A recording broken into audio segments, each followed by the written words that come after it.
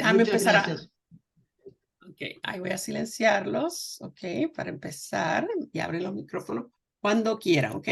Bueno, nos habíamos quedado, la clase pasada estábamos hablando de ahí todos, nos espantamos un poco viendo, pero es ahí también hicieron memoria de las cosas que se veían también acá en los años 50, acá se vieron un poquito más tarde, todo lo que, estas cosas que les estamos hablando de esa cultura de la clase media blanca estadounidense de los años 50, acá llega más tarde. Incluso a Puerto Rico llega con retraso, pero llega. Estas visiones van a ir llegando y es una penetración cultural de la que no nos zafamos ninguno, ¿no? Por lo menos en esta parte del mundo. Y hablábamos de las mujeres, ¿verdad? De cómo el documento que les mostré, espantoso, ¿verdad? De cómo ser una buena esposa, las expectativas que había de las mujeres de ser solamente accesorios, básicamente, para los maridos, pero eso se mantuvo, esa visión por un tiempo, hasta los años 60, que viene entonces la reacción, lo que se llama la contracultura, que vamos a hablar más de eso. Y hablábamos del impacto que eso tiene en las mujeres y cómo muchas de ellas terminan abusando de drogas, alcohol, calmantes, barbitúricos. O sea, no digo drogas necesariamente drogas lo que conocemos hoy, sino simplemente Valium y calmantes, porque estaban todo el tiempo en ansiedad constante por las expectativas que se tenían de ella, ¿no? Y entonces, todo ese estilo de vida, cómo nos llega al resto del mundo, primeramente a través de la televisión. Claro, la televisión empieza en Estados Unidos, habían empezado, en realidad los alemanes ya tenían televisión, pero cuando empezó la Segunda Guerra, todo ese proyecto de masificar la televisión se posterga y se posterga y se posterga tanto que empieza en realidad en Estados Unidos la masificación. Porque una cosa es tener el aparato y otra cosa es tener la programación. Hay que tener las dos cosas, porque tener el aparato y no hay nada que mirar no sirve. Yo no sé si acá pasó, pero en mi país al principio y en Estados Unidos sé que también había unos pocos programas y por el resto del tiempo no había nada que mirar. Y lo que había en Puerto Rico en la televisión era un indio, era la imagen de el perfil de un indio y eso era lo que uno veía cuando encendía el televisor y no había nada. Eso no me pasó a mí, eso me lo Acá contaron. llegaba a las 8 horas diarias, no más de eso. 8 horas. ¿Y después qué De había? 4 o 5 de la tarde con la famosa señal de ajuste. Y programas, sí, un poco como decís tú, enlatados mayormente y sin Ajá. mucho contenido. Y después Después, cuando no después estaban, sí, y cuando no estaba el ¿eh? programa, cuando no estaban los programas, ¿qué había? Y prendías el televisor, ¿qué se veía? Nada. Siempre algo había. Algo. Hasta Ok. donde yo recuerdo, siempre Sí. algo había. Ok. Bueno, En pues esas La, 8 horas, digamos. la ¿Ah? televisión empezaba a funcionar como a las 6 de la tarde hasta las 12 de la noche. Ahí Ok. está, sí. Ajá. Si vos lo prendías al mediodía, tenía las pantallas en blanco. Ok. Ah, sí, A claro. eso de Ok. las 5 de la Si es eso tarde lo que te ponían referís, sí. Ok. la Ya señal de veo. ajuste que estaba como una hora más o menos. Ok. Estaban Bueno, pues calentando las bombas. sí, y eso poco a poco cuando vaya cuando más personas lo tengan, entonces tiene más sentido producir más programas porque es a través de los anuncios donde se pagan los programas, ¿no? Entonces, este se convertirá en el medio de comunicación más poderoso de la historia y todavía se considera más poderoso que las computadoras porque mucha gente en el mundo no tiene computador, pero más masificada es la televisión. Fíjense cómo va creciendo. En el 1950 solamente un 9% de los hogares en Estados Unidos tenía televisor, pero para el 54 ahí está la compra constante de estos productos, alrededor de 20,000 se vendían por día en promedio, y ya para el 59, o sea, en casi una década, el 86% de los hogares tienen por lo menos uno. Hoy en día, no me acuerdo la estadística, pero cada hogar de Estados Unidos tiene más de uno. Es muy raro el hogar que tiene uno. La gente tiene 2, 3, 4 a veces y 5. Y si tienen hijos, cada hijo tiene el uno y uno tienen lo he visto yo con mis ojos, que tienen uno en la cocina y otro en la sala y uno en la habitación y en todas partes, ¿no? Esto va a ser importante. En esa época se le llamó, los que la criticaban, le llamaban la caja estúpida al invento, y era una cosa así, era un mueble, ¿verdad? Ustedes se acordarán que era un mueble, porque yo lo vi de mueble también. y empezó en blanco y negro. Decía el poeta T.S. Eliot, dijo, la televisión es un medio de entretenimiento que permite a millones de personas escuchar el mismo chiste al mismo tiempo y sin embargo reírse en soledad. Siempre los poetas viendo las cosas desde ese otro punto de vista. Con eso, alrededor de la televisión, no solo está la oportunidad de vender más cosas todavía en esta sociedad de consumo, se convierte en esto en un medio de venta, de promoción para la futura venta de más bienes, sino que también hay bienes directamente asociados como esto, que supongo que acá nunca llegó, asumo, y bien que no haya llegado, si estoy en lo correcto, el TV Dinner, la cena de televisión, que es, en mi país los hay todavía, en Estados Unidos es una bandejita que antes era de metal porque se ponía, no había hornos de microondas, se ponía en el horno con una comida preparada ya en la bandeja, eran horribles, llenas de preservativos, o sea, mala comida horrible para comer, pero era fácil, rápido, etcétera, y ¡pam! Y la metían en la estufa y así esas amas de casa fatulas que no les gustaba cocinar, o si se enfermaba la ama de casa, ¿verdad? Pues ahí era como si se dañara un enser eléctrico cuando se enfermaba la ama de casa. Entonces usaban las comidas esas congeladas. Uno de los programas que va a ser más furor en los Estados Unidos y que se pasa a otros países del mundo es el de I Love Lucy. Yo amo a Lucy, con Lucille Ball, que es esa actriz y que hay una película, de hecho, está buena la película, donde con Bardem, Javier Bardem es el que hace, y Nicole Kidman hace de Lucille Ball, y Javier Bardem es el que hace de Desi Arnaz, porque era el esposo en la vida real, es este hombre que era un cubano, un músico cubano, Desi Arnaz, y era una familia mixta entonces, ¿no? Claro, él era blanco, pero era blanco cubano, que se había ido de Cuba de antes de la revolución, vivía en Estados Unidos.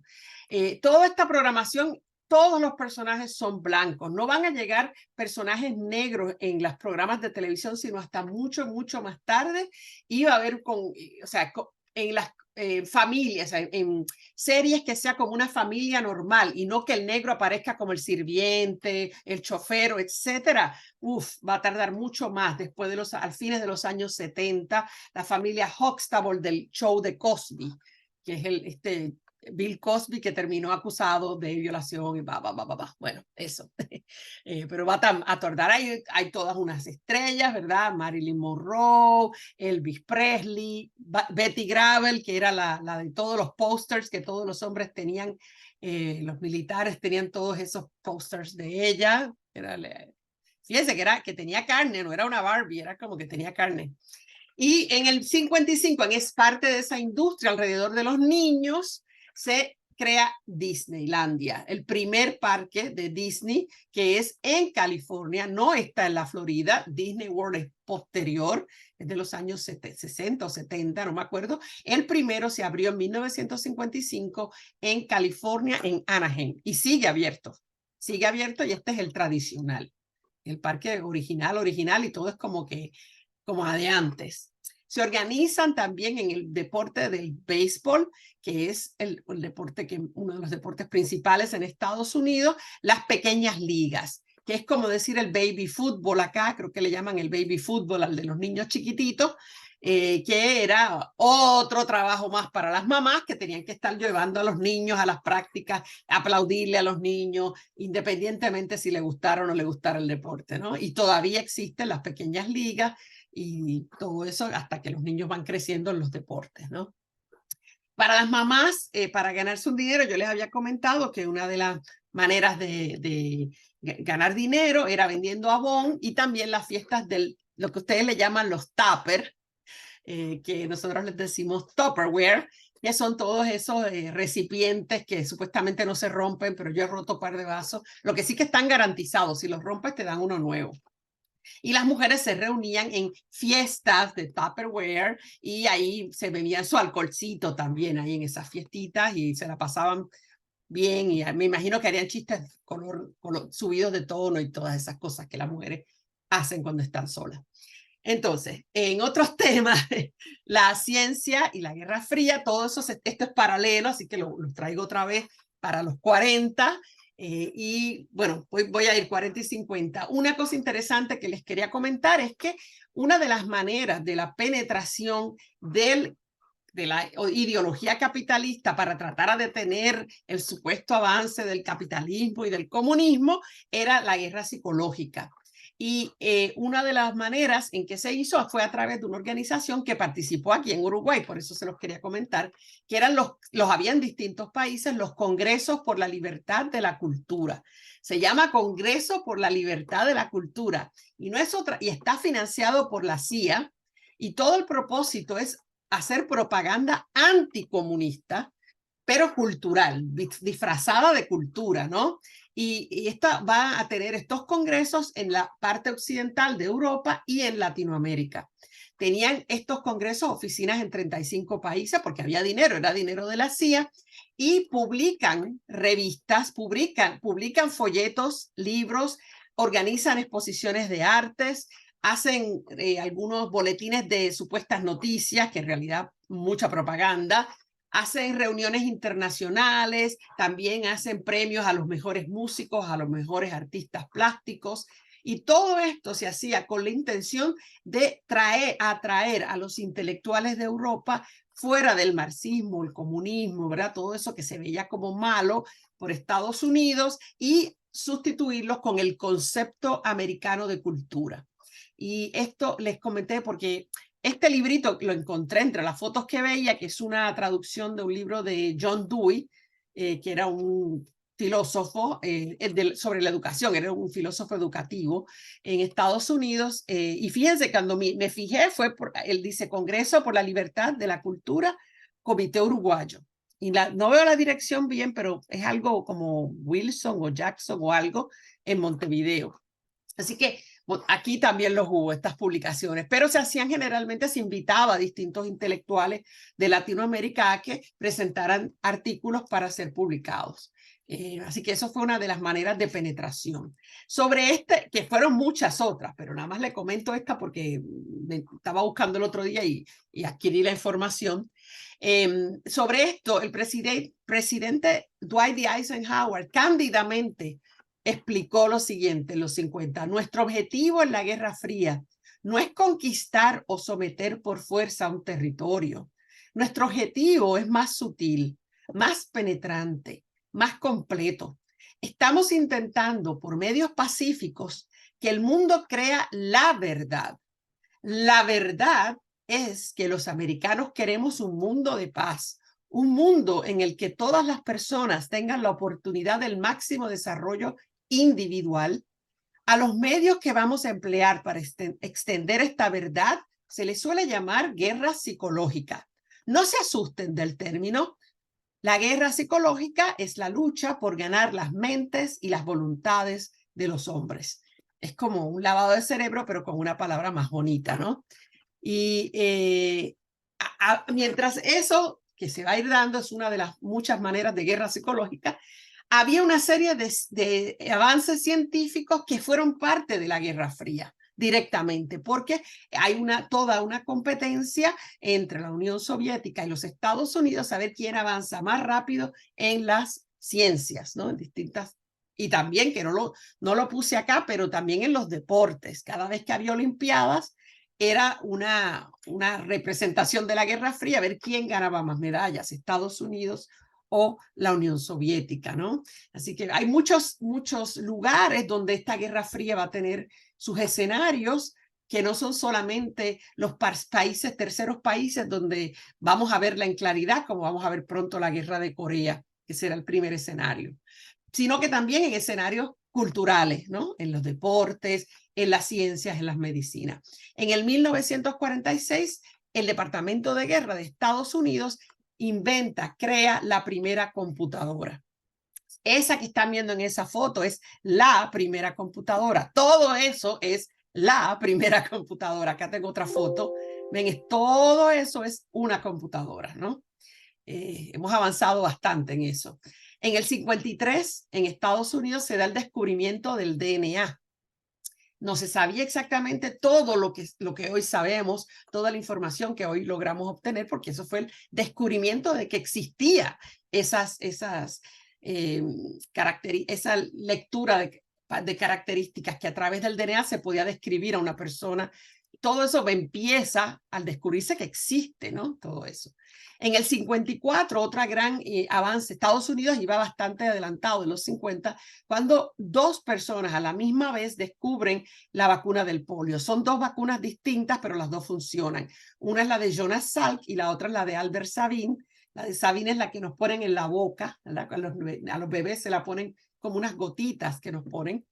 Y en el 54 ya, en el 59 ya se hacían en Estados Unidos los primeros trasplantes de huesos, de piel, de córnea y de riñón. O sea que en cierto modo esa carrera también provoca que haya una serie de inventos y descubrimientos científicos importantes.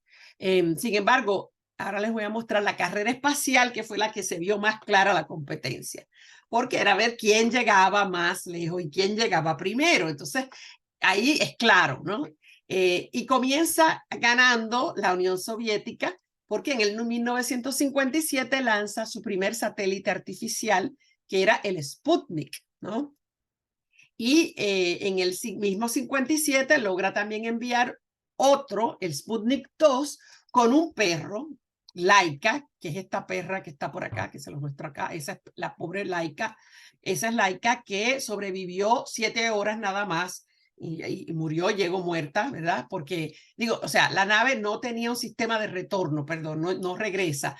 En el 1962 ya se iba a seguir hasta el 1962, otros perros van a ir en misiones, 29 misiones con perros, solo 8 murieron, porque eventualmente van desarrollando las técnicas. Para eso era que mandaban los perros, no era por gusto, era para ver qué necesitaban, cuánto oxígeno necesitan, qué clase de vestimenta hay que ponerle, todo eso para que pudieran sobrevivir, y así es que van mejorando la capacidad para que los humanos puedan también ir detrás de ellos, ¿no? Entonces, acá les pongo, y cuando Estados Unidos trata de hacer lo primero, el primer satélite artificial, el mismo año de 1957, es un gran fiasco. Esto fue un gran golpe para la autoestima de los estadounidenses, ¿no? Porque habían ido en la primera por un rato en muchas cosas y de pronto, ups, los rusos le ganaron. Aquí ven, este fue cuando salió el Vanguard en el 57 y por supuesto al ser un fracaso se culpa a los comunistas que están infiltrados en la NASA. Hay comunistas en la NASA que previnieron que esto funcionara, pero nada, es la ciencia funciona así. Ahí lo ven. America's first attempt to launch a satellite, a 6.5-inch sphere weighing just over 3 pounds, was checked out by scientists and declared ready. A great wave of advanced publicity focused attention at Cape Canaveral, Florida, for the launching of Test Vehicle 3 of Project Vanguard, a preliminary to the scheduled launching of a 21-pound satellite in March. What happened is already unhappy history. Another setback for the United States in the race into outer space. Here are official Defense Department films of the launching of the 72-foot missile, a loss of thrust, and fall back to Earth. Pensé que iba a salir, no. Split second. Ahí.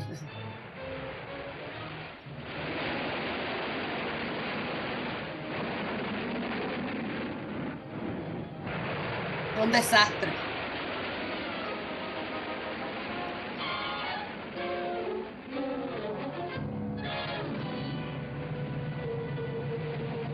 Desastre total fue.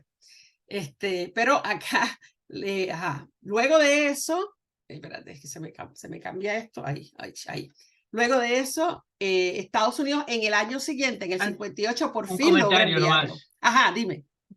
La computadora esa que tú nombraste, la ENIAC, pesaba 30 toneladas y el tamaño era de una sala de baile, más o menos, un salón.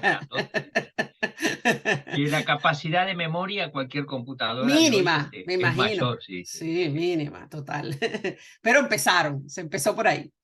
Entonces, con el satélite artificial, Estados Unidos los alcanza en el 58, pero entonces los soviéticos logran enviar al primer ser humano, que es el famoso, ¿verdad?, adorado en todo el mundo, Yuri Gagarin, en el Vostok 1. Interesante que cuando decimos astronauta, implica que es de Estados Unidos, porque los soviéticos los llamaban cosmonautas. Así que va el primero, Yuri Gagarin da la vuelta, ¿verdad? Hace una vuelta y regresa vivo, fabuloso, ¿no? Al año siguiente, Estados Unidos, o sea que Estados Unidos está yendo un año atrás, logra enviar a John Glenn, que es el único que volvió después, no hace mucho regresó y fue en otra nave.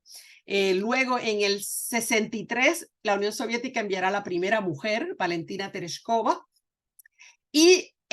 pero la llegada del hombre a la luna la va a hacer Estados Unidos. Y me detengo aquí porque esto es un tema muy controversial en los Estados Unidos. Toda una controversia sobre ¿es cierto que fueron a la luna? ¿Es cierto? ¿O fue en un estudio de televisión?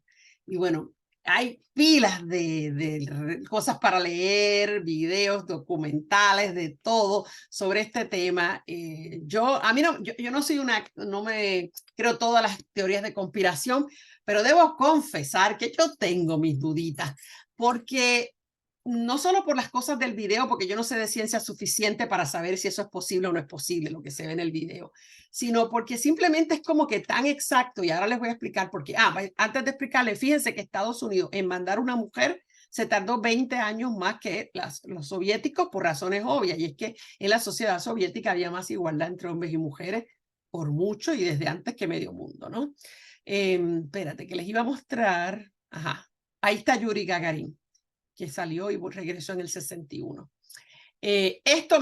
Siempre esta frase me molesta. Este expresidente Kennedy, según el director de la NASA, lo cita diciéndole esto: todo lo que hagamos al principio, antes de que haya viaje a la luna, todo lo que hagamos debería estar totalmente vinculado a llegar a la luna antes que los rusos. De lo contrario, no deberíamos gastar tanto dinero porque no me interesa el espacio. La única justificación del costo es que esperamos vencer, refiriéndose a la Unión Soviética, para demostrar que en lugar de estar atrasados un par de años, por Dios, les hemos adelantado. Entonces, siendo tan política la importancia de llegar a la luna antes que los soviéticos, eso me da para dudar. Además, el hecho de que nadie más lo haya podido hacer hasta ahora, nadie, o sea, que los soviéticos después no fueron nunca, ni nadie, es sospechoso. Yo no sé de eso mucho, pero hay científicos que han dicho que no era posible ir a la luna en el 69. Yo no sé. Por eso todo eso me da medio espinita. Yo como soy así tan... A mí me tienen que convencer de las cosas bien convencida, pues no sé. Pero eso es una ofensa muy grande para cualquier estadounidense, incluyendo mi marido, dar a entender que es capaz que no hayan ido a la luna en el 69. Para ellos eso es como que indispensable para ser ellos. No, yo lo que digo es que estoy de acuerdo contigo que puede darse a un estudio de cine, pero fueron más veces que una vez. Sí, supuestamente, sí, fueron más supuestamente veces. Pero solamente los estadounidenses, más nadie fue. Ahí voy en lo que estamos de acuerdo, que todavía no lo hayan vuelto a hacer. Exacto, ahora están tratando los chinos, ¿no? Están los costos también, ¿no? Sí. En todo este tema de dudas que hay, sí. Hay algo que a mí me llama la atención, es que los rusos en plena guerra nunca desmintieron de que hubieran ido a la luna, los americanos. Eso siempre me ha dado vuelta en la cabeza. Yo digo, que no lo usaron. Los propios americanos dicen que es mentira. ¿Cómo los otros que estaban en plena guerra no salieron aprovechar a desmentirlo, no? Eso me gira en la cabeza en todo ¿verdad? Sí, hay cosas como Pero también, si uno ve las computadoras que había en esa época, si uno ve la tecnología que había en esa época, a uno también la cabeza le da vueltas de que era posible transmitir a tantos kilómetros de distancia, era posible, era posible que realmente Fueron varias veces, eso es lo único que me llega a dejar dudando. Ajá. Como dice mi tocayo, nadie lo desmintió. Tal vez la primera vez fue mentira, la segunda no, no sé. Ajá, eso es otra posibilidad, porque fíjate que Kennedy dijo claramente que había, y justamente Kennedy dijo en otras expresiones, antes de que termine el siglo, antes que termine esta década, tiene que ser antes de que termine la década. Él muere en el 63 y casualmente en 69, justito antes que se acabe la década, ahí sale, llegan a la luna.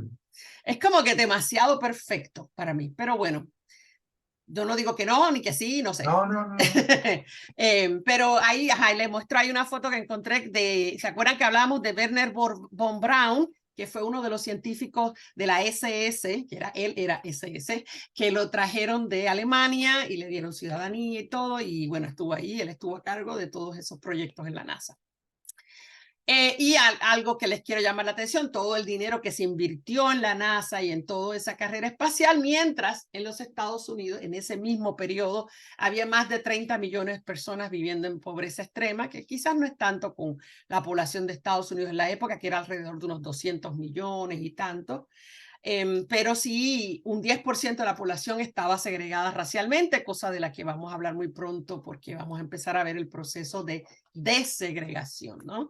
Así que es un país que sacaba el dinero para unas cosas, pero para las otras no, como suele pasar en el capitalismo, ¿no? Hay otras prioridades.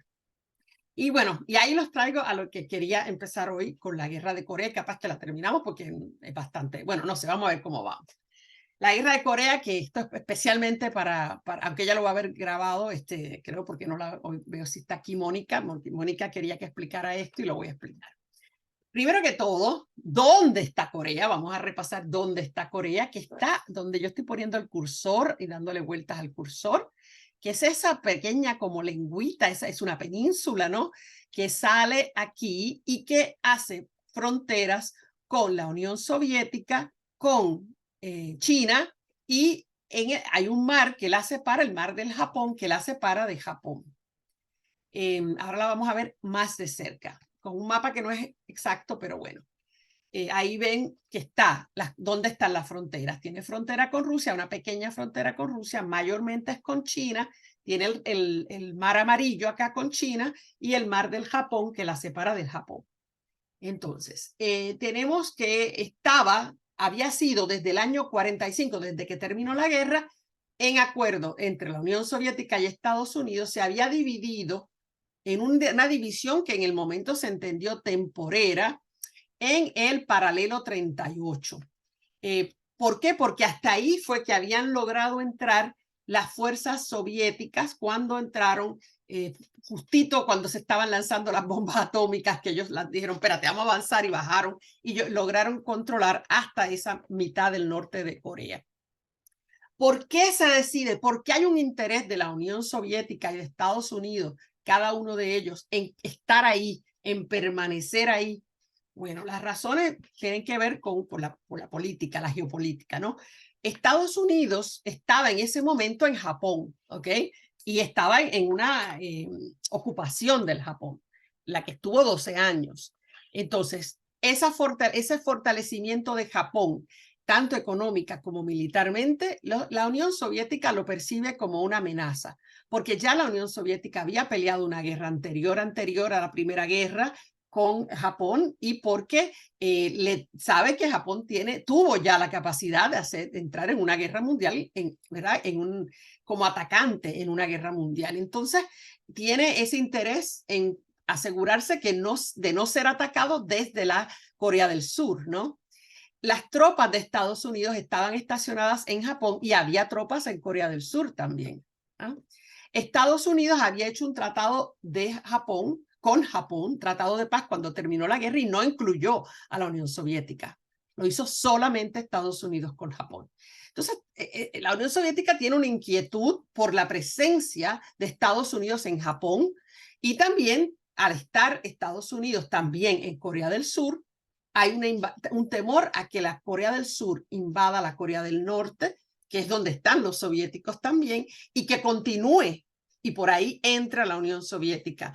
o a China. En ese momento, la Unión Soviética tenía acuerdos con China. China acababa de pasar y de terminar una guerra civil que ganó el partido, o sea, ganaron los comunistas en China, así que China estaba en el mismo, no estaban juntos sin estar revueltos con los soviéticos porque tenían diferencias ideológicas importantes, sin embargo, tenían tratados, ¿no? Para los Estados Unidos, esto es parte de la doctrina de contención. ¿Se acuerdan que la doctrina de Truman de contención decía que los Estados Unidos se adjudicaban el deber de detener el comunismo cuando se fuera a extender? Que lo que era comunista hasta entonces, ok, por ejemplo, Corea del Norte puede ser comunista, pero que no se extienda hacia abajo porque ya ahí entramos nosotros y tenemos que detenerlos, ¿no? Entonces, todo eso en un mundo estadounidense donde están en la Guerra Fría y donde el hecho de que China se convirtiera en comunista es ya perder, perder porque hay otro país comunista. Y lo perciben como si hubiera sido la Unión Soviética la que estuvo detrás de lo que pasó en China, pero nada que ver. O sea, Mao tiene una visión totalmente distinta que la que tuvo la Unión Soviética y la Revolución Soviética, que es bastante urbana, mientras que la Revolución China es de los campesinos, ¿no? Entonces es otra historia totalmente. Pero bueno, el punto es que están todas estas tensiones en el aire y la Unión Soviética le dice, o sea, le asegura a Corea del Norte que si Corea del Norte invade a la llamada República de Corea o Corea del Sur, entonces va a tener apoyo de los soviéticos. Los soviéticos le dicen, estaríamos apoyando. Así que esta guerra se inicia el 25 de junio de 1950, cuando la Corea del Norte invade a Corea del Sur, ¿ok? Obvio, sin aviso previo, es ¡boom! La invade con la intención de ser una Corea, como había sido siempre, ¿no? Unificarlas en una sola Corea. Claro, hay algo importante acá que ver.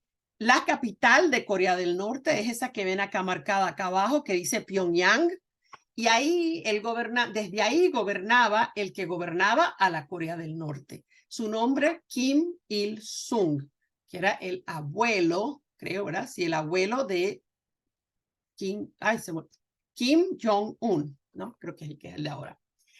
Y ese gobierno que estaba arriba, ¿okay? Que estaba en la Corea del Norte, era mucho más progresista, era mucho mejor el estándar de vida de las personas que vivían en el norte que el de las personas que vivían en el sur, porque quien gobernaba en el sur era un dictador que se llamaba Syngman Rhee y que había sido impuesto por Estados Unidos y que era un tipo totalmente americanizado, incluso era cristiano, o sea, no tenía mucho que ver con la cultura del lugar. Y para muchos en el norte eso era una afronta, ¿no? Que un país como Corea, que era muy orgulloso de sus tradiciones, fuera gobernado parte del territorio por un individuo americanizado, cristiano, y que era totalmente impuesto, ¿no? Entonces, en ese momento, como les decía, el estándar de vida de Corea del Norte era mejor que el de la Corea del Sur. Eso va a cambiar, pero en ese momento era así. Y cuando Corea del Norte invade a Corea del Sur con la intención de hacer toda una sola Corea, Truman inmediatamente se da cuenta que hay que utilizar su doctrina, la doctrina de contención, pero es cuidadoso y en lugar de ir a Estados Unidos directamente, va a la ONU, porque recuerden que la ONU se había creado en el 45, antes de que terminara la guerra, y el propósito era evitar futuras guerras, ¿no? Entonces, se va a hacer todo a través de la ONU. Y por esta primera vez, Estados Unidos se dirige a la ONU y presiona a la ONU para que vaya y ayude a Corea del Sur, que ha sido invadida. Ahora, recuerden, no hay un país que se llame Corea del Norte reconocido en las Naciones Unidas y otro que se llame Corea del Sur. Esto era una división como que temporera, ¿no? Y no había una claridad de hasta cuándo o qué iba a pasar. Era algo temporero. Claro, esto trae la atención del mundo al lugar. Esas líneas que ustedes ven como el rosado que caen es hasta dónde llegaron las fuerzas de Corea del Norte. O sea que prácticamente tomaron toda Corea del Sur, excepto ese pequeño pedacito que ven ahí, ¿no? Que está en azul ahí. Esa pequeña parte fue la que no pudo ser ocupada en ese primer avance que comenzó el 25 de junio y que continúa durante las semanas siguientes. Noten importante, Corea del Norte tiene acá, y se lo voy a llamar la atención otra vez en otros mapas, fíjense que tiene frontera, lo que hace frontera con China, hasta aquí, hasta esta parte, todo este pedacito que ven como en colorcito gris, es un río, es el río Yalu. O sea que no es como que uno camina hacia China, hay que cruzar el río para llegar a China, ¿ok? Mantengan eso en la mente porque eso va a ser importante. Ok, pues hasta ahora, junio del 50, vienen los de Corea del Norte, apoyados por supuesto por la Unión Soviética y China, y entran a Corea del Sur. Entonces, Estados Unidos se dirige a las Naciones Unidas y les pide que creen una fuerza que vaya, una fuerza militar para apoyar a Corea del Sur. Cuando van a la ONU, les recuerdo que había 5 países en la ONU que tenían poder de veto. Quería decir que cualquiera de esos países, ante cualquier acción que fuera a tomar la ONU, sobre todo acciones militares, podía cualquiera de ellos individualmente vetar. Esos 5 países eran Estados Unidos, que no va a vetar, porque por supuesto está de acuerdo, era la Gran Bretaña, Francia, China y la Unión Soviética. China y la Unión Soviética están ahí, pudieran usar el poder de veto o no. Pues no pudieron. ¿Por qué? Porque en ese mismo momento, desde 1949, cuando China se convirtió en la República Popular China, bajo Mao, lo que ocurrió en ese momento en China fue que Chiang Kai-shek, del que habíamos hablado en el pasado, agarró todo el oro, las reservas de oro, y arrancó y se fue a lo que es Taiwán. Y en Taiwán, él dijo, esto ahora es China, porque yo soy, y yo estoy aquí, y yo soy China, y ahí soy, y ya, chao, China. Okay. China no es aquella grande que está allá, China es Taiwán. Y de hecho le va a llamar la República de China. Se llama Taiwán, le va a llamar la República de la China. Entonces, Chiang Kai-shek, cuando hace eso, entonces la Unión Soviética, las Naciones Unidas dice, espérate, entonces, ¿quién es el que tiene el poder de veto? Si China no existe, ¿quién es China? ¿Es China Taiwán o es China la República Popular China? Y van a pasar años antes de que las Naciones Unidas reconozcan que China es China. Es la República Popular China y no Taiwán. China es acá. En ese periodo, entre el 49 y el 71, China no está reconocida como que es China, o sea, la República Popular China, para efectos de las Naciones Unidas. Entonces, cuando eso ocurrió, la Unión Soviética, en protesta, boicoteó la ONU, sacó a su representante de la ONU y dijo, no quiero saber de la ONU hasta que no resuelvan esto. Por esa razón, en el año 50 no está ninguno de los dos. No está China ni están los soviéticos. No está ninguno en la ONU y por eso logran pasar esa resolución para que vaya una fuerza a ayudar a Corea del Sur. ¿Ok? Hasta ahí me siguen, ¿no? Entonces, cuando se organiza esa fuerza, ¿quién creen ustedes que va a estar a cargo? Obvio, ¿verdad? Estados Unidos. Estados Unidos proveerá el 90% de las armas. No quiere decir que las regala, quiere decir que las provee a las Naciones Unidas a cambio de dinerito, ¿ok? Y también provee el 50% de los soldados que van a pelear. Pero hay otros países que también cooperarán algunos van a mandar distintas materiales, municiones, etcétera. Y 16 países, y decimos países, pero estamos hablando, muchos de ellos estamos hablando de Australia, Gran Bretaña, Canadá, como si fueran cosas aparte, pero sabemos que es el Reino Unido al final del día, pero sí son países aparte. Así que 16 países van a enviar tropas, van a pelear, todo.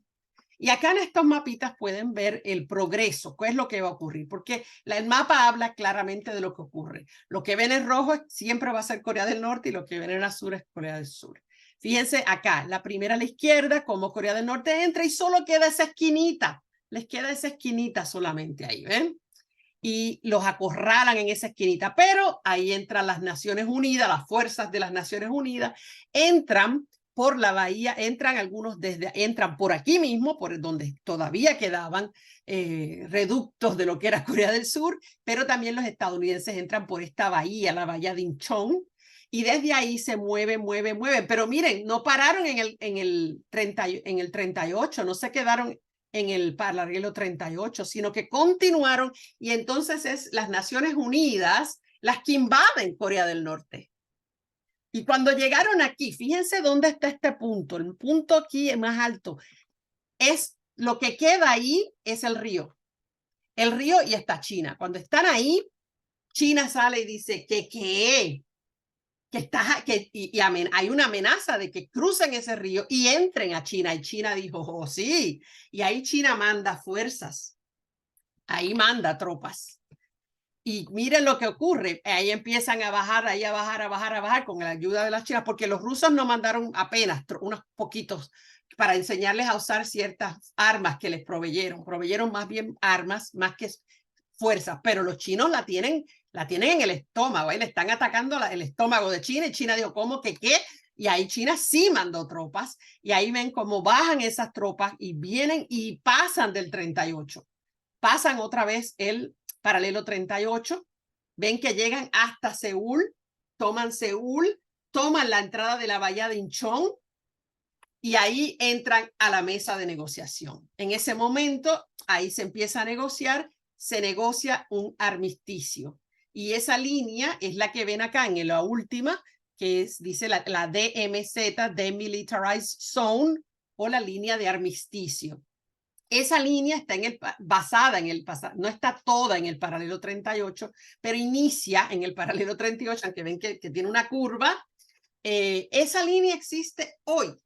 Nunca, esta guerra no terminó, porque lo que existe desde el 1953 hasta hoy es un armisticio, que quiere decir un cese al fuego, nada más, que pudiera empezar mañana otra vez, porque es solo un armisticio que se ha mantenido hasta el día de hoy, porque ambos países mantienen fuerzas militares en esa línea, arriba y abajo de esa línea, la línea del armisticio. Y esas son las circunstancias hasta el día de hoy. Pero lo interesante es que fíjense lo que ocurrió, ¿no? Fue hasta abajo, luego hasta arriba, entraron los chinos, bajaron otra vez, y ahí deciden, ok, ya está aquí, la cosa no está. Ahora, si ustedes tuvieran que decir quién ganó esta guerra, ¿quién ganó? Nadie ganó, ¿no? Al final quedaron tal cual, como estaban antes que todo, ¿no?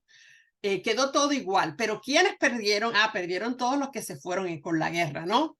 Pelearon unos 1.7 millones de soldados estadounidenses, 1.5 millones de coreanos del sur, de Corea del Norte 1.9 millones, de China 2.3. Vieron que los chinos entraron desde esa, todo el mundo dijo, a los chinos no hay que cucarlo, con los chinos mejor ni nos acerquemos, porque cuando vienen es como una ola, eso es como wow, y los chinos no van a tener que hacerlo más, o sea, lo hacen ahí y mandaron el mensaje.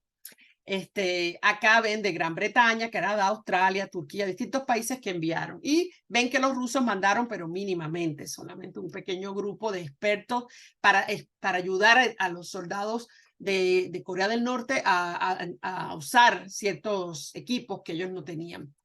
Algunos latinoamericanos participaron, como ven, de Colombia, mexicanos americanos que vivían en Estados Unidos, pero en realidad eran mexicanos.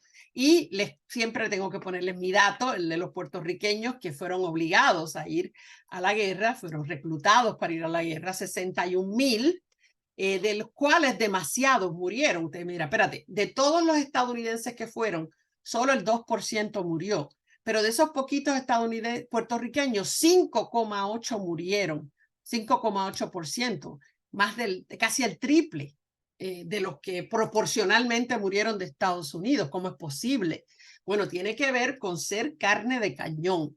Y es que los soldados puertorriqueños, y eso lo han estudiado ya, y hay varios libros sobre eso, fueron usados como carne de cañón. Cuando había una circunstancia particularmente peligrosa, dejaban a los americanos, perdón, a los puertorriqueños, a los batallones de puertorriqueños, en lo que escapaban, sacaban a los soldados estadounidenses que los puertorriqueños aguantaran al enemigo. De hecho, hay todo un documental sobre los borinqueniers, porque a los puertorriqueños se nos llama borinqueños, y los soldados les decían borinqueniers en inglés a los puertorriqueños. Y los puertorriqueños estaban en unidades todas de puertorriqueños, pero siempre, obvio, con un sargento que hablaba en inglés. El que estaba a cargo siempre hablaba inglés. Entonces, hay un caso muy famoso, no me acuerdo ahora dónde fue la bahía, donde capaz que fue en Inchón, pero no me acuerdo. Voy a ver si se los consigo y se los paso. Los borinqueniers los mandaron a hacer carne de cañón mientras sacaban a los estadounidenses con los helicópteros. Y cuando los puertorriqueños se dan cuenta que esa es su misión, arrancan a correr con los estadounidenses en la misma dirección en la que iban los estadounidenses y no obedecieron. Y por eso les hicieron una corte marcial, porque uno no puede hacer eso. Un soldado tiene que obedecer y si no, le hacen corte marcial. Pues le hicieron una corte marcial al 65 de infantería de los borinqueniers y no me van a creer cómo zafaron de cárcel y todo lo que le iba a pasar después. Fíjense lo que es la agudeza mental de un abogado que usó esto como defensa. Es que no entendimos porque nos lo dijeron en inglés. Es que no lo entendimos porque nosotros hablamos español y esa gente nos dijo que yo no entendí. Yo entendí que era para este lado. Eso fue lo que entendimos. Y con esa zafaron. Y hay todo un documental sobre los borinqueniers por esa... Ustedes le dirían viveza criolla, nosotros le decimos jaibería a eso. Dime, Daniel, cuéntame. Una consulta. Ajá. De todo lo que has dicho no me ha quedado claro ¿Qué los divide a los coreanos. ¿Físicamente? No. De la guerra. Como pueblo. Porque tú has dicho hay una Ujú. Corea. Era Sí, una Corea. era una Corea. Después explicaste, bueno, una parte y una parte. Sí. Pero los coreanos, ¿qué los divide hoy en día tan radicalmente para pelearse en ese número de gente y seguir todavía peleados, ¿no? Sí, yo diría que entre ellos las personas nada, son muy similares, comen las mismas, son como India y Pakistán. En realidad, ¿qué diferencia un pakistaní de un indio? La política, más nada, porque comen las mismas cosas, hablan el mismo idioma, o sea, en realidad, fíjate que esto en la historia de la humanidad y la historia de Corea, que es una historia milenaria, decir desde el 1950 hasta hoy es nada. Para ellos esto es un evento en la historia, larga historia que tiene Corea. Entonces, pero divididos. Claro, ahora están divididos, pero a raíz de la división se dividieron económicamente también los sistemas económicos. Uno tiene un sistema capitalista y el otro está dentro de un sistema comunistoide. Yo no diría que es comunista, es un socialismo ahí. Esa la he estudiado, Corea del Norte la he estudiado, tuve un seminario todo sobre las Coreas y el profesor Kang nos decía que él es de Corea del Norte, que Corea del Norte es hoy lo que era Corea antes de la Segunda Guerra Mundial. Sigue en el pasado, es la que continúa con las tradiciones. Tiene la lengua, no tiene toda esa influencia del idioma inglés que tienes en Corea del Sur, porque la entrada de Estados Unidos a toda esa región, ¿no? No solamente a Japón, porque también influye ahí en la Corea del Sur, tiene un impacto en la manera en la educación de los países, en los idiomas que se hablan, porque entran palabras en la forma de vida. Corea del Sur hoy en día es un país súper moderno, sí, demasiado, diría yo, demasiado rápido, demasiada modernidad, y es un poquito distópico, que es todo lo contrario a lo que es la Corea del Norte, que es todo tradición y mantener igual. Claro, otro tema sería hablar de la dinastía de la familia Kim. Eso es otro tema para otro momento. Sí, se convirtió en una dinastía. No se percibió al principio que iba a ser una dinastía, pero sabemos que sí, porque ya van 3 Kim, ¿no? Ya llevamos 3 Kim. Pero una duda entonces, ¿pero podemos asimilarlo a lo que pasó en Alemania, en Berlín, por ejemplo? Sí, exacto, Berlín. Muy similar a lo que pasó en Berlín. Queda, claro, con la diferencia de que en este caso, por el bloqueo que ha tenido Corea del Norte, después ha sido bastante bloqueada, porque esto no se lo perdonó a Estados Unidos, ¿no? El que no pudiera Estados Unidos ganar, aunque por suerte no era una guerra de Estados Unidos, era de la ONU, una intervención de la ONU. Pero para los americanos es como que no nos dejaron ganar. Y Estados Unidos le ha hecho la vida de cuadritos a Corea del Norte desde entonces, y le ha cerrado mercados, le ha cerrado oportunidades, y ha quedado un poco, bueno, un poco no, mucho atrasado, en términos tecnológicos. Sí, dime, Eduardo. Ligia, Sí. una anécdota muy importante. Ajá. El general MacArthur Ajá. fue destituido. No me la des todavía, que voy a hablar de eso. Ajá, aguanta que voy con eso. Ya sé por dónde vienes. Ya voy con eso, sí. Ok, entonces, ya vimos esta parte. Ahora les cuento. Estados Unidos siempre se percibió que esta era una cosa en Estados Unidos, para los americanos, esto era una guerra de Estados Unidos con Corea, ¿ok? Con Corea del Norte. Pero claro, sabemos que en el mundo, para vendérsela al mundo, era una misión de paz o de ayuda de las Naciones Unidas. Pero no, ahí ven en los cartoons cómo ponen al tío Sam y al ladito las Naciones Unidas con una pistolita de agua y Estados Unidos armado, y dicen, no ayuda mucho, pero es bueno tener compañía, ¿no? Con respecto a las Naciones Unidas. En esta guerra hubo crímenes de guerra, y eso es importante porque eso nunca se habla.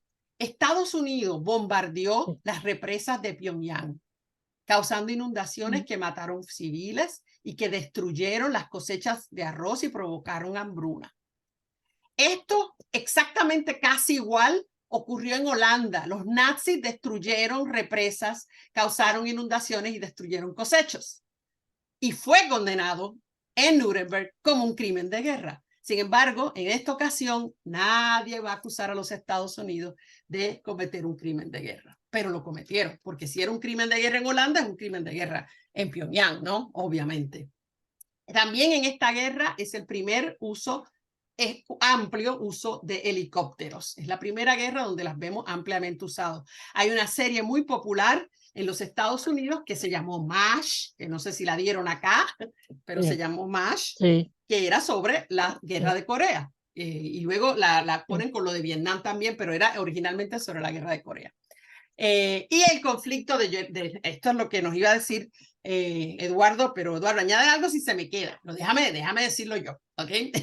¿Y qué era? Que él era el comandante de las Naciones Unidas. Se me olvidó decirlo. Él era el comandante de esas fuerzas de las Naciones Unidas que entraron por Corea del Sur y dirigieron todo este ataque.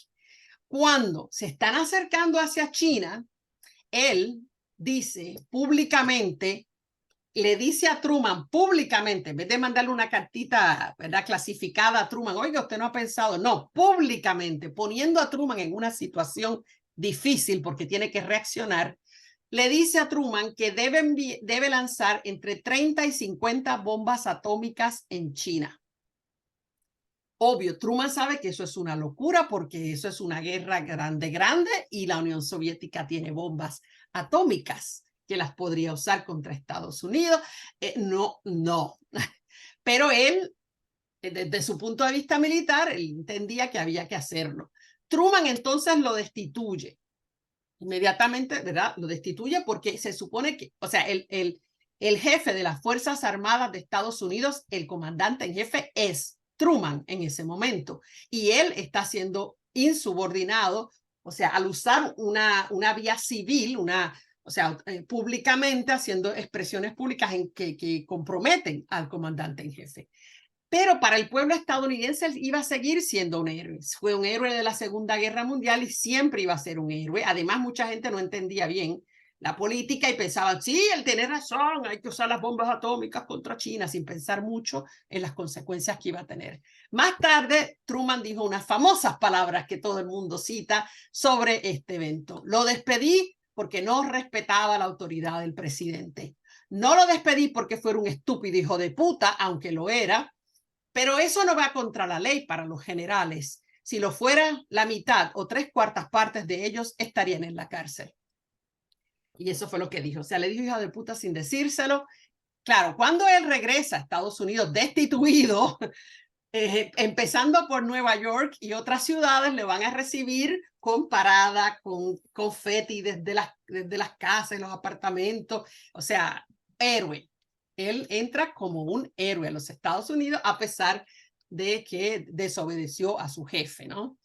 Y este es otro tema oculto sobre esto, y es el tema de las mujeres de confort. Habíamos hablado, y los que estuvieron en la clase sobre Segunda Guerra Mundial recordarán que hubo las mujeres del confort que el gobierno del emperador japonés proveía para los soldados japoneses, ¿no? Y que estas mujeres eran mujeres que eran raptadas, muchas de ellas de Corea, de la China y de mayormente China, Corea, también cuando entraban a las islas de las Filipinas, hubo Filipinas, y las ponían a trabajar como prostitutas para darle confort a los soldados japoneses. Eso fue la Segunda Guerra. Aquí, miren de lo que se trata, es que los gobiernos de Corea, el gobierno de Corea, Corea del Sur, estoy hablando, va a proveer estas mujeres de confort, siendo sus mujeres habían sido mujeres de confort de los japoneses. Ellos van ahora a ser las mujeres de confort para las fuerzas que vienen con la ONU, que son mayormente los estadounidenses. Y se van a quedar, porque los estadounidenses después del 1953 se quedan en Corea del Sur y hasta el día de hoy tienen base en Corea del Sur, ¿ok? Así que hasta el 2004 existió este sistema de mujeres del confort. Muchas de estas mujeres también fueron raptadas o les ofrecían trabajo y las engañaban. Algunas fueron y compraron a las familias, compraban a las muchachas a las familias y prepararon estos prostíbulos que eran en realidad unos pueblos, todos unos pueblos que le llamaban los Gihishon, que eran unos pueblos de prostitución cerca de las bases militares, y ahí las mujeres no podían salir sin permiso porque las tenían que monitorear para que no tuvieran enfermedades venéreas y nada de eso. Y se calcula que en ese periodo, desde que eso empezó hasta el 2004, hay unas 10.000 mujeres, hasta 50.000 dicen algunos números, pero mínimamente 10.000 mujeres, no, 10.000 mujeres que sirvieron, pero unas 10.000 mínimo, pueden ser 30, pueden ser 40 mínimo, sirvieron, o sea, le dieron servicio a unos 50.000 soldados estadounidenses, y estos pagaban entre 5 y 10 dólares por servicio, pero de ahí les sacaban a ellas su comida, el alojamiento, ¿verdad? Ellas al final venían cobrando una ínfima parte de eso. El gobierno hacía dinero con esto y además daba un servicio a los soldados. Y ahí se registraron una serie de ataques sexuales violentos y golpizas contra estas mujeres, ¿verdad? Porque muchos de estos hombres cuando iban a recibir el servicio estaban borrachos también. Así que hubo golpizas, hubo 11 que fueron asesinadas por soldados estadounidenses. Otras se hicieron muchos abortos porque no podían tener un bebé que se viera blanco. O sea, hay tanto en Japón como en China, como en Corea, o sea, sobre todo Japón y Corea, que tuvieron soldados estadounidenses, hay un tremendo estigma de esos niños de raza mezclada, porque se les veía en la carita que no eran mezclados, ¿no? Así que hubo muchos abortos y también muchas se suicidaron porque se enamoraron. Creo que la ópera de Madame Butterfly debe ser sobre esto. Si no es sobre la Segunda Guerra, es sobre esto. Si no es sobre la Segunda Guerra, creo. De esos amores que se enamoran, la prostituta o la geisha se enamora sí, es una geisha allá, es Japón. Pero acá una prostituta se enamora y el tipo le dice, sí, te voy a llevar conmigo, bla, bla, bla. Y de pronto el soldado lo mandan a Estados Unidos, el tipo se va, la deja y muchas mujeres también se suicidaron. Claro, todo esto era legal. En Japón, cuando se hizo en Japón, era legal también la prostitución. Aquí también la prostitución era ilegal. Acá era legal en Japón. Acá no es legal, pero lo hicieron. Y el gobierno lo quiere hacer para mantener buenas relaciones con Estados Unidos. Y además porque esos hombres, además del servicio que recibían de esas mujeres, compraban alcohol, iban a los restaurantes, ¿verdad? Tenían casas de apuestas, ¿verdad? Como casino clandestino y se movía mucho dinero que entraba a la economía de la Corea del Sur. Estas mujeres, ¿por qué? Averigüé sobre esto porque leí sobre la demanda que fue el año pasado, que ellas ganaron. Por fin, en septiembre del 2022, un grupo de 100 de estas mujeres que juntas fueron al tribunal pidiendo compensación al gobierno de Corea del Sur por el trauma sexual que habían sufrido. Recibieron cada una entre $2,270 y $5,300 de acuerdo a cuánto tiempo sirvieron como prostitutas o mujeres de confort. Ahora mismo ya ganaron ese caso allá en Corea del Sur, perdón, y ahora van por Estados Unidos. Tienen la intención de ir a tribunal internacional y reclamar a Estados Unidos, o también la posibilidad de encontrar una manera de ir directamente a las cortes de Estados Unidos a través de algunas de estas mujeres que eventualmente fueron a vivir a Estados Unidos, que ellas puedan representar al grupo y así puedan someter el caso en una corte de los Estados Unidos, a ver qué pasa. Pero nada, si usted se pone a ver $2,000 por todo eso, no es nada, honestamente, pero alguna compensación. Sí que esto es uno de esos temas que se mantienen ocultos. Yo me enteré simplemente porque leí lo de la cuestión del tribunal y ahí me puse a buscar y ahí me enteré. Ni siquiera sabía hasta que leí eso del año pasado. Así que es otro tema que se oculta. El presidente Truman no sale de la presidencia y el próximo presidente va a ser otra vez un héroe de guerra, Dwight D. Eisenhower, que había sido el que había dirigido todo el operativo del día D, que entró por la playa de Normandía durante la Segunda Guerra Mundial y que también estuvo también por encima de todos los otros durante esa avanzada después del día D, hasta llegar hasta Alemania. Él, obviamente, es un tipo muy querido, glorificado, ahí lo ven en campaña, al presidente Eisenhower. Creo que vino acá, leí en algún lugar, creo que estuvo acá, ¿no? Sí, ¿verdad? Vino acá. Uh-huh. Vino acá, sí. Tendría que haber buscado por foto, pero no me acordé. Ahora fue que me vino a la mente que lo había leído. Perdón, creo que fue recibido por Nardone como presidente de Uruguay. Ajá. No. Sí. Uh-huh. Voy a ver si consigo foto y las pongo. Ahí ven cómo ganó la elección. Ya el candidato no podía ser Truman, o sea, Truman entró a la presidencia después de la muerte de Roosevelt. Sirvió otro término que él ganó, ese término del 48, y ya para el 52 hay una primaria, gana Adlai Stevenson, pero no logra ganarle a Dwight D. Eisenhower ni cerquita. Miren cómo fue eso.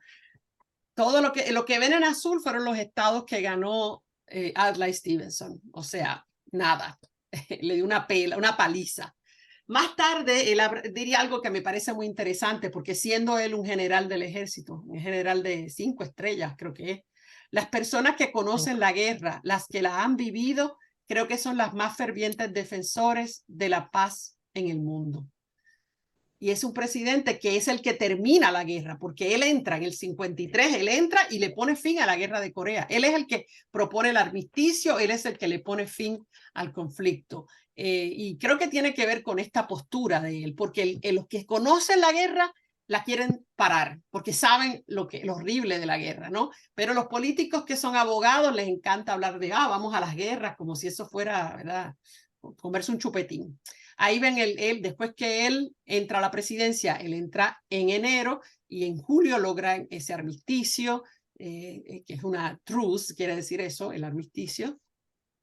¿Y por qué? ¿Por qué en vez de seguir la guerra? Bueno, parte tiene que ver con la filosofía, pero pudieron haber seguido peleando. ¿Por qué el armisticio? Bueno, para ese momento la moral de las tropas, sobre todo las tropas estadounidenses, empezó a caer.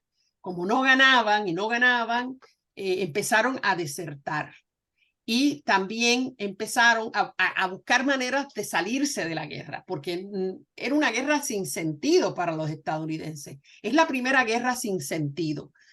¿Por qué? Porque cuando peleaban contra los nazis, o sea, sobre todo contra los japoneses, después de Pearl Harbor tenía lógica. Para el estadounidense, soldado simple, hay que vengarnos, ¿no? Mira lo que nos hicieron en Pearl Harbor, bla, bla, bla. Luego, cuando van a pelear contra los nazis, los nazis son malos, mira lo que están haciendo, Pero cuando fueron a pelear con los coreanos, no les quedaba muy claro qué rayos nos hicieron los coreanos a nosotros, ¿no? Esa parte no la trabajaron bien. Y va a pasar en esta guerra y va a volver a pasar en Vietnam. Es como que el soldado necesita mejor, como que en el entrenamiento hay que poner una razón para pelear y para poner su vida en peligro, ¿verdad? No puede ser así porque lo mandan, tiene que haber un deseo, ¿verdad? Una motivación más fuerte. Y la moral es eso, ¿no? Es con cuánto las tropas están comprometidas con continuar peleando hasta que se gane. Bueno, esa moral se fue cayendo. Se hacían heridas autoinfligidas, se disparaban ellos mismos en un brazo, en una pierna para que los sacaran. Porque pelear también en ese lugar eran unas tierras que eran, o sea, para ellos es como ir a una jungla. No eran países como Estados Unidos, ¿no? Lo que ellos estaban acostumbrados. Las condiciones de donde se peleaba eran muy, muy áridas, muy fuertes. Ese armisticio es interesante que no lo firmó Corea del Sur, lo aceptó, pero no lo firmó. Lo firmaron Corea del Norte con China, que China, recuerden que ya había metido sus soldados, y Estados Unidos. No las Naciones Unidas tampoco. Muy extraño, ¿no? Un armisticio extraño y que Corea del Sur no lo firmara. Sobre todo esto, cuando estaba pasando, Winston Churchill dijo, Corea ya no importa. Nunca había oído hablar de ese maldito lugar hasta los 74 años. Su importancia radica en que ha llevado al rearme de Estados Unidos, porque una vez más Estados Unidos envía tropas fuera del país. Es como que se está sentando un precedente de lo que Estados Unidos va a hacer.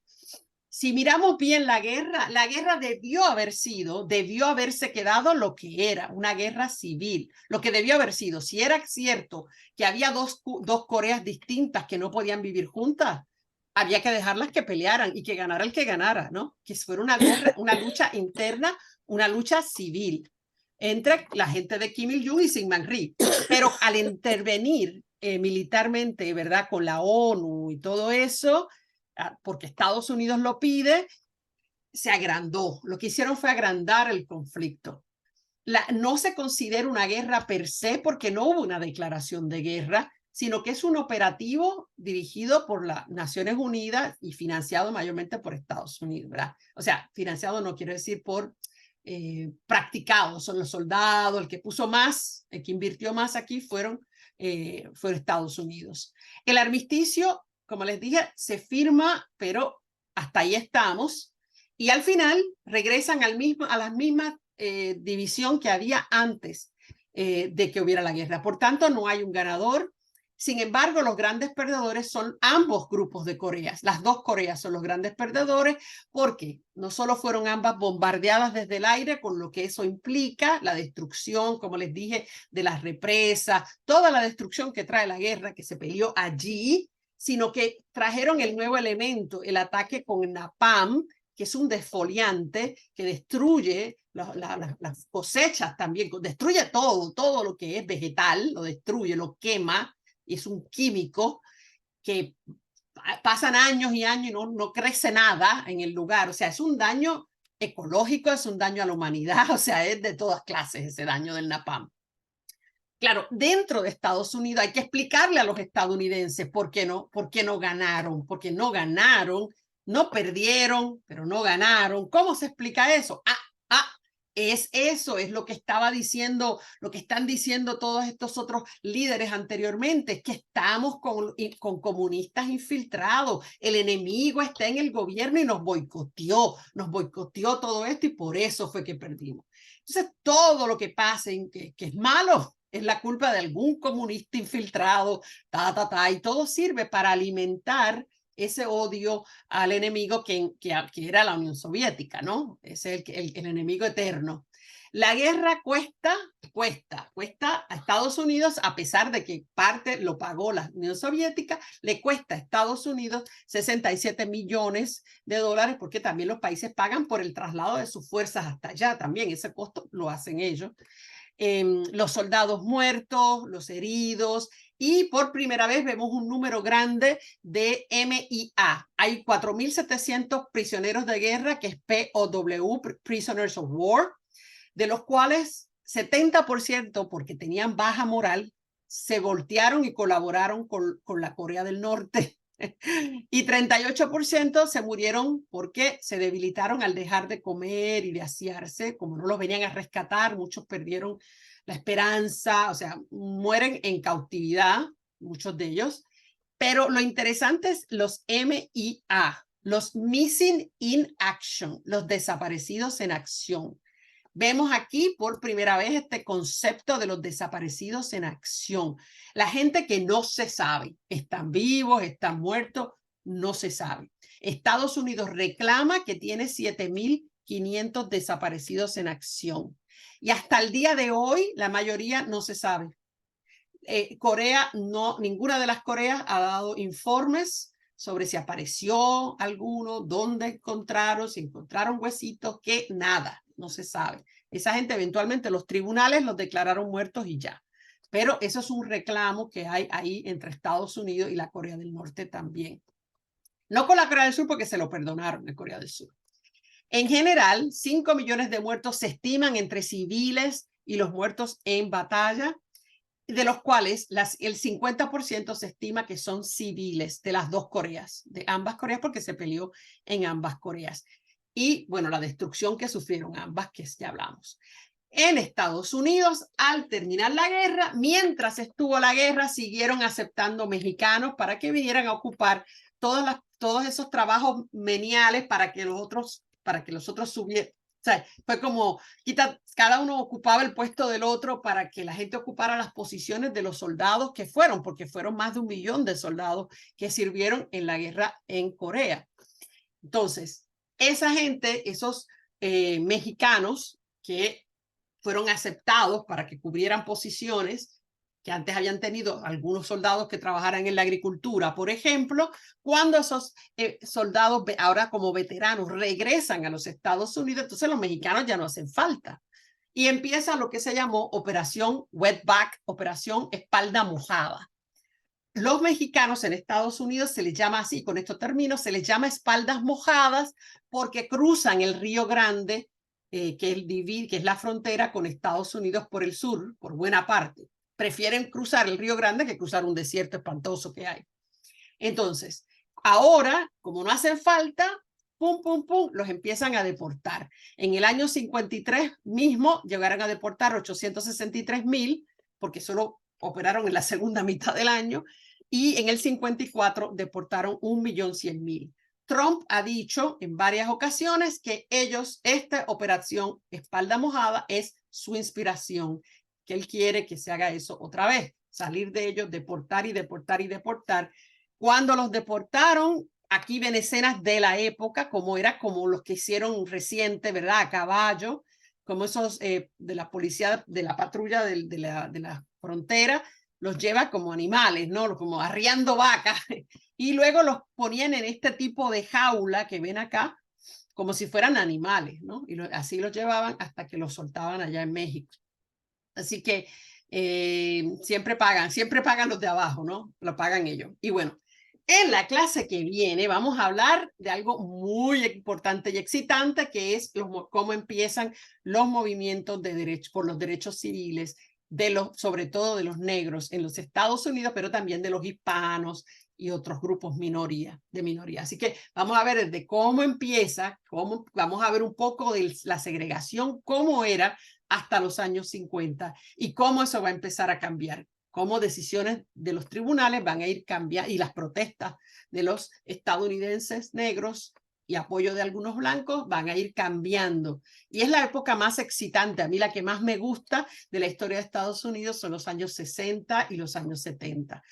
Hasta ahí llego yo con lo que me gusta. 60 y 70 lo más que me gusta, porque es un Estados Unidos vibrante, en cambio, y se empiezan a imponer cambios importantes que benefician a las minorías. Pero sabemos que no van a durar mucho, pero hubo, ¿no? Hay ese referente, se puede, ¿no? Capaz que hay que hacerlo todo otra vez igual, pero se pudo. Y bueno, pues ahí dejo el tema y bueno, abro acá para que comentemos. Y no sé si ustedes se acuerdan de una de estas cosas que hablamos.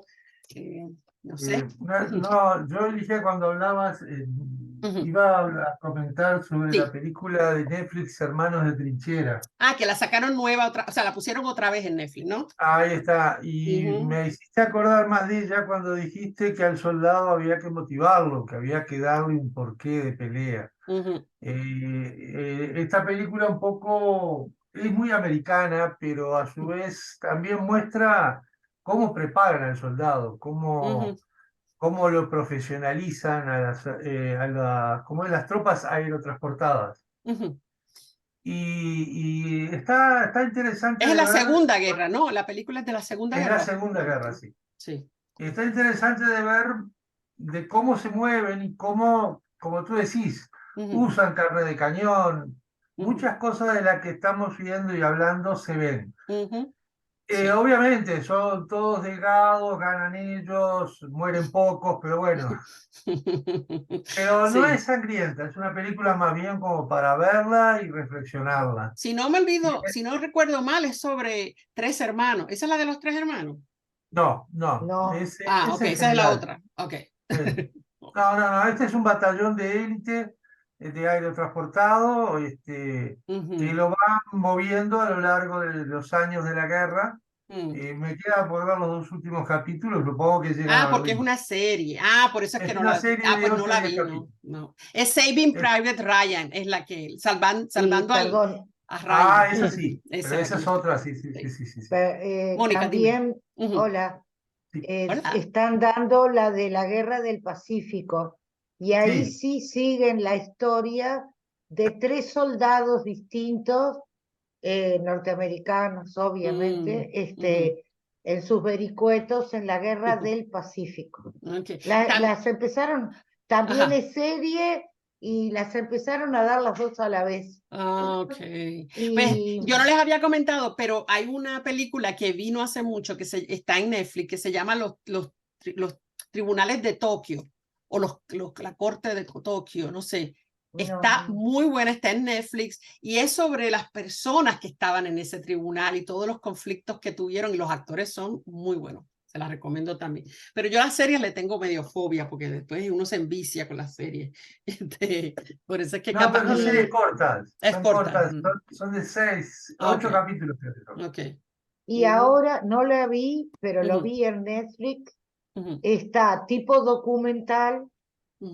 Porque el soldado, cómo se diluía las responsabilidades, o sea, cómo un hombre normal alemán se convirtió en un asesino, fusilando, torturando, No la empecé a ver, pero es tipo documental. Esa es la que se llama Ordinary.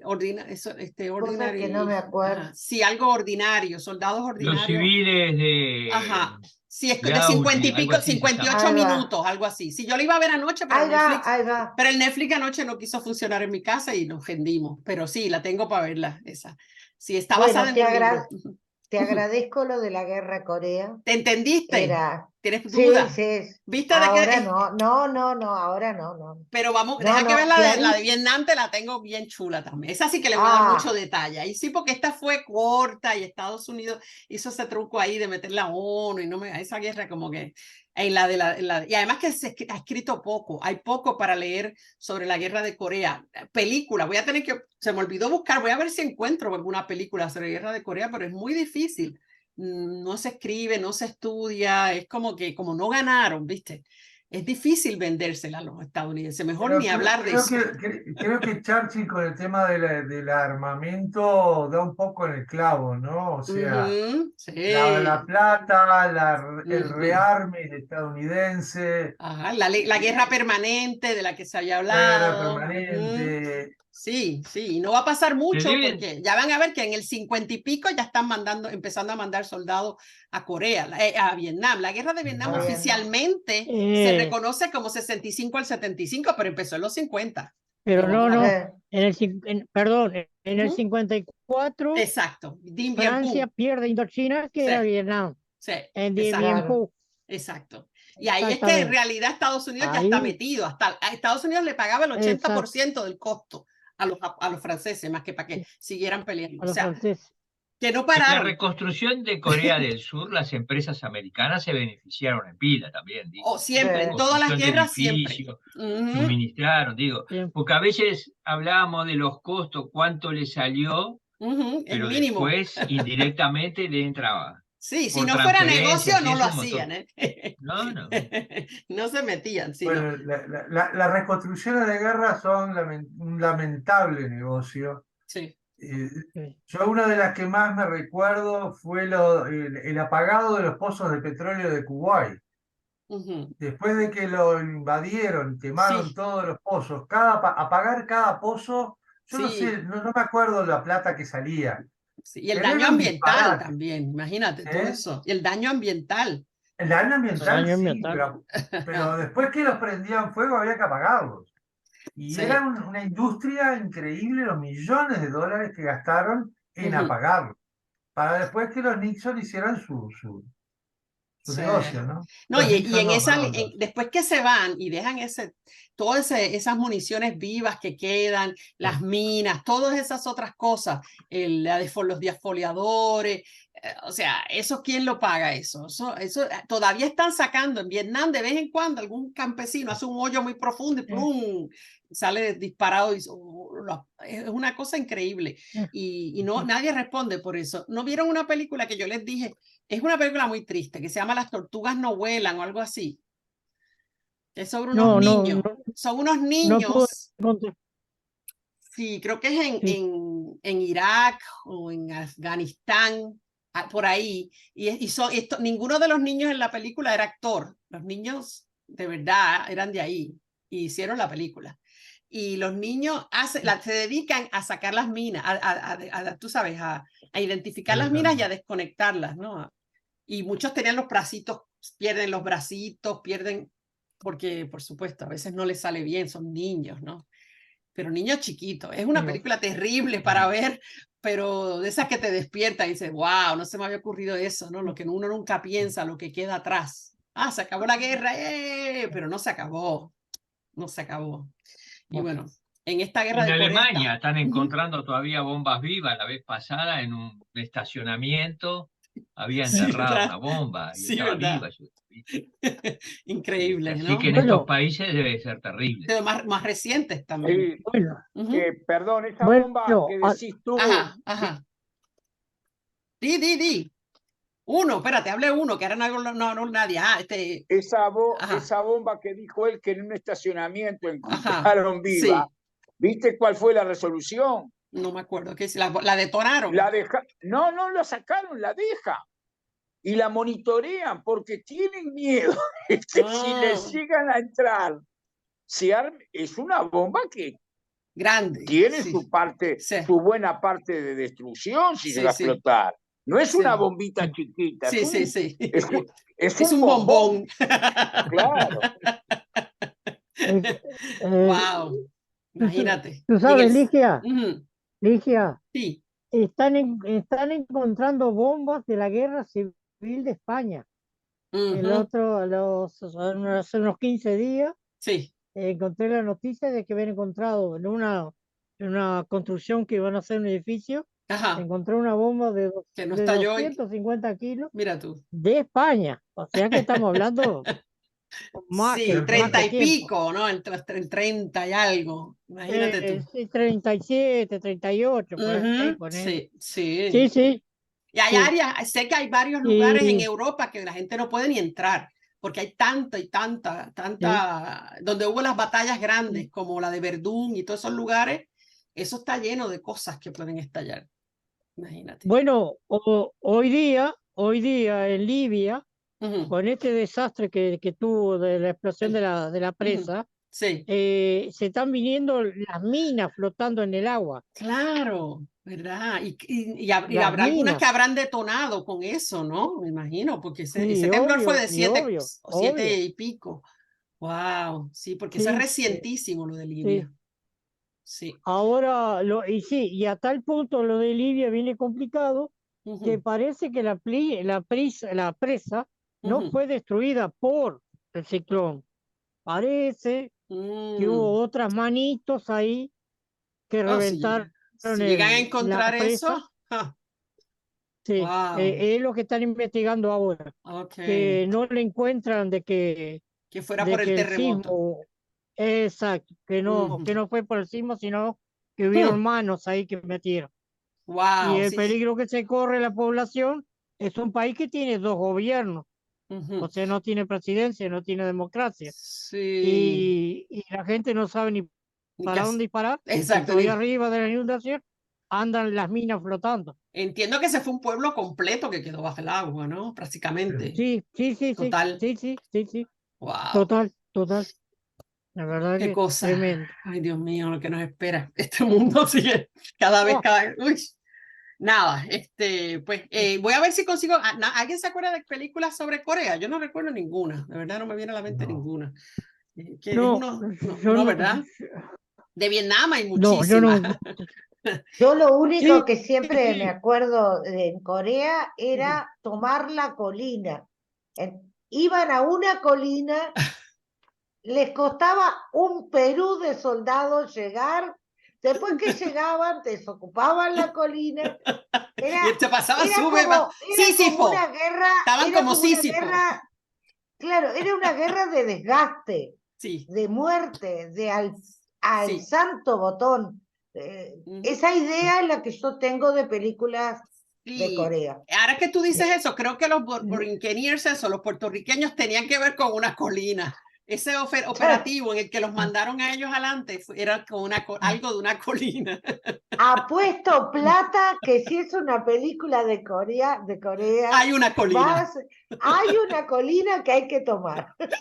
Y bien empinada. Apuesto plata, Y se la pasan sube y baja de la colina. Ay, sí. Ahí en YouTube, yo estoy viendo documentales de la Deutsche Welle, pero no he podido encontrar de Corea nada. ¿Verdad? Nada, ahora nada. Sí, de Afganistán, de lo que pasó con la Segunda Guerra Mundial, todo lo demás. Extrañamente no hay documentales sobre Corea. La estoy buscando, pero no. Pues ya ves que técnicamente no es ni una guerra. Película de ni Corea. siquiera es una guerra técnicamente, porque nadie le declaró la guerra a nadie. Espera, dame un segundo. Rubén, ¿tú quieres decir algo? Sí, espérate. Eduardo, después de Eduardo tú vas, Rubén. Dime, Eduardo. Dime. Termina, Eduardo. No, te decía que la película, ahora no me sale el nombre, una película sobre Corea que está muy buena, hecha por un actor muy famoso, si te acuerdas, me la das. Termina muriendo, Los puentes de Toco Ri. La recomiendo. espérate, esa es de Corea, la de los puentes, de no sé qué caramba, sí, me acuerdo. Exacto, los puentes de Tocorri. De algo, que es no me suena ese nombre. Famoso. Sí, exacto, es un actor muy famoso. Steve McQueen, ¿no era Steve McQueen? ¿No te suena Steve McQueen? No. Okay. No, anterior. Okay. Mayor, porque el actor termina que el avión, obviamente, en que él va a terminar destruido en China. Pero lo importante, la pregunta importante, ¿había colina o no había colina en la película? Sí, no, obvio, tenía que pasar. Sí, obvio, tiene que haber una colina. Exacto. Y terminaban en China. Y lo tremendo de la película, porque él se termina preguntando que no había aviones para traerlo de China, sino que estaba él solo frente a los coreanos, o sea, a los chinos que se venían. Exacto. Con la única arma que tenía era un revólver. Un revólver. Y él termina preguntándose ¿qué hago aquí? El fin de la película. ¿Qué dice? ¿Qué hago aquí? Exacto. ¿Qué rayos hago yo aquí? Que nadie me... Y termina muriendo el actor ahí. Sí, pero me recomiendo porque está muy bien hecha. Pues vamos a buscarla entre tú y yo. A ver quién la encuentra. Entre las colinas tenía que bombardear porque los coreanos del norte tenían pero hay colinas. Sí, por supuesto, si no es Corea, caramba. Obvio. Vamos a dejar contenta a Mónica de que hay colinas. Sí, ya. Mónica, ya sabemos. Genial, es que Mónica es genial, ella sale con unas cosas que son geniales. Yo no gano plata, pero yo no pierdo dinero. Dale, Rubén, dámosle. Eso es para Daniel. Dale, Rubén, abre tu micrófono, ¿lo tienes abierto, Rubén? Perdón, el actor era William Holden. Ok. Exacto. Rubén, tienes el micrófono cerrado, creo. Hay una película excelente que es de la guerra en Japón, el puente del río Kwai. Pues esa es la que estoy confundida con ese otro puente. Ese es el puente que yo creía. No, esa es otra. Sí, pero un montón de premios. Claro. Sí, la del río Kwai. ¿Cómo un inglés tan fanático con el trabajo construye un puente sobre el río Kwai para los japoneses? No se da cuenta que le está facilitando a Japón. Y cuando va a destruir el puente, él encuentra que pusieron bombas para destruirlo, lucha como loco y llama a los japoneses porque él quiere conservar el puente. Para que no le dañen su puente. Su puente. Y nadie se da cuenta y él mismo lo vuela. Pero es excelente. Sí, mi esposo me habla de esa película, de la del río Kwai. Bueno, el problema de esa película es que es una ficción, no es un caso real. Claro. Sí. Pero la banda sonora es muy buena. Dicen que es buenísima la película. Excelente, la verdad. Con David Niven. No sé si vieron. Con David Niven. ¿Cuál? Recordar que les cuento lo básico. Un capitán o coronel es nombrado por influencias políticas y es profundamente cobarde. Y manda a sus... Eddie Albert es el coronel. Y manda a sus hombres a misiones suicidas. Y no importa nada que los que mueren.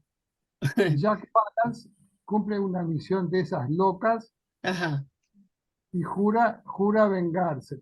Incluso hay una crudísima escena que un tanque le pasa por arriba el brazo a Jack Palance y finalmente mata al coronel.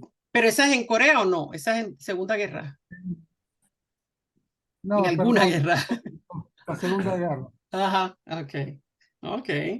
Sí, yo de que película... La película MASH se la recomiendo porque es pero hay una película MASH. Pero hay una película MASH, porque yo sé la serie MASH. Creo que es una serie, una serie. Sí, por eso. Sí, en Puerto Rico la pasaban bien tarde en la noche porque usan muchas malas palabras. Dicen muchas malas palabras en la serie. y hacen cosas sexuales, ¿sabes? Todo innuendos, innuendos sexuales. Y las actividades del hospital de campaña. Sí, y la de los labios, la tipa, la mujer que era la del, le llaman lips, labios calientes en inglés, hot lips. Labios calientes. ¿Verdad? Sí, sí, tiene. Por eso en Puerto yo tenía que acostarme o sea, quedarme despierta hasta las 11 de la noche para poderla ver, porque a esa hora que la ponían. Y uno, no, para que los niños no la viéramos, pero yo me quedaba porque cuando vi que decían malas palabras y todo eso, más quería verla. Entonces... La película es muy crítica con ciertos aspectos de los hospitales de campaña. Sumamente crítica. Sí. Cuando empezaban a operar y tiraban miembros para afuera de la carpa, cosas estúpidas también, un poco estúpido a veces. Y había ¿te acuerdas un personaje que era que él se vestía de mujer para que lo mandaran de nuevo porque no quería estar en la guerra? Y él se viste de mujer todo el tiempo para que digan que está loco o lo que sea y lo saquen. Él lo que quiere es que lo saquen de ahí, pero nunca lo sacan y el tipo sigue ahí. Pero esa parte, ¿no? Los propios norteamericanos tienen a veces esa enorme capacidad de cuestionarse a sí mismos determinados, o sea, obviamente como en todo, porque MASH era una terrible crítica a los militares, a la vida militar, a la estupidez del honor, el valor y... ¿no? Porque en definitiva terminaban todos... Era un estilo caricaturesco. Sí. Totalmente. Todos terminaban en la sala de operaciones perdiendo miembros, ¿no? Sí. Pero está interesante esa capacidad que ellos a veces se vanaglorian de la libertad de expresión. Sí. ¿Me entendés? Porque no MASH no estaba sancionada por los norteamericanos. No. Pero era terrible crítica. Pero acuérdate que era una época también en que Estados Unidos era más abierto y son los liberales los que la van a ver probablemente más, porque los conservadores le va a estar feísimo. Les ofenderá. A los veteranos les tiene que estar feísima, ¿no? Más adelante en el tiempo, no sé si vieron la serie, que es bastante reciente, de House of Cards, que tiene como 80 capítulos, que al capítulo número 60 y pico abandoné porque ya era demasiado de la corrupción del gobierno. Y si pueden, véanla porque hay de todo. Ahora, me llama la atención cómo permiten o cómo ellos aceptan eso, porque mirá que hay que mirarla y es impresionante. Fue muy popular y fue muy popular también en Estados Unidos. Sí, totalmente. Es increíble.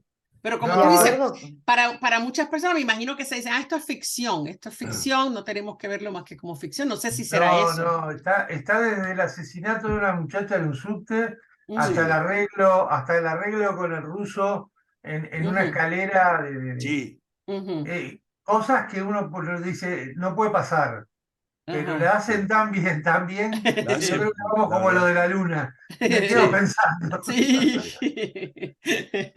Sí, otra que es excelente y verídica es la investigación creo que es del Washington Post para descubrir las monstruosidades de la Iglesia Católica en Boston. Sí, yo la vi. Sí, muy buena. Esa está bien buena también. Se llama The Post, ¿no? The Post, creo que se llama. Washington Post. Ajá, sí. Está tan bien hecha que terminé indignado. Paso por paso, las investigaciones, las negaciones de la Iglesia, vergonzosa actitud de la Iglesia. Y la resistencia del periódico, los problemas que tiene el periódico para sacar esa información y ponerla afuera también, ¿no?